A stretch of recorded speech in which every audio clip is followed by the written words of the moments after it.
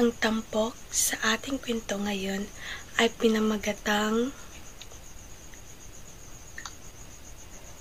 sa likod ng bakod, isang refleksyon sa pagiging istrikto ng aking mga magulang. Itago niyo lang po ako sa pangalang L.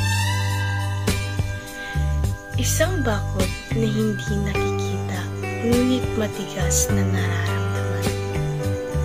Ganyan ang aking pakiramdam ng pagiging anak ng mga istriktong magulang. Habang ang aking mga kaibigan ay nagsasaya sa mga galaan, ako'y nanatili sa loob ng bahay, nakikinig sa mga sermon at mga bilin.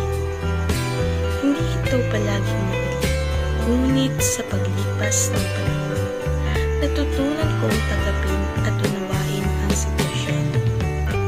Ang pagiging istrikto ng aking mga magulang ay hindi nangangahulugang makawalan ng pagmamahal. Sa katunayan, ang kanilang mga panuntunan ay bunga ng kanilang pagmamahal para sa aking kinabukasan. Hindi nila ako pinapayagang umuwi ng gabi dahil natatakot nilang mapahamak ako. Naintindihan ko na ang aking mga alalahanin ay nagmumula sa isang lugar ng pagmamahal, ngunit minsan ay mahirap tanggapin. Hindi pagsasama sa mga galaan ng aking mga kaibigan ay nagdudulot ng kalungkutan at kaingit.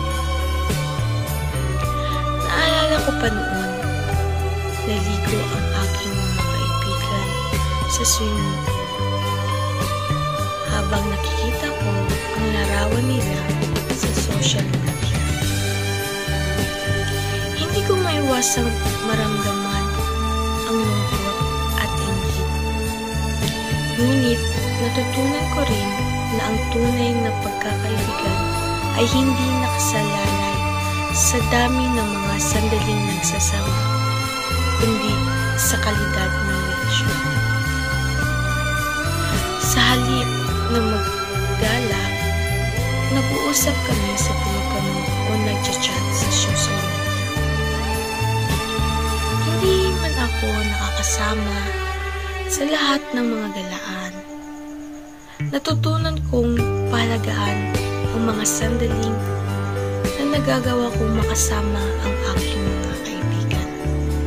Sa huli, ang pagiging strikto ng aking mga magulang ay isang bahagi lamang ng aking pagkatao. Hindi ito nagbabawas sa aking kakayahang makipagkaibigan at magsaya.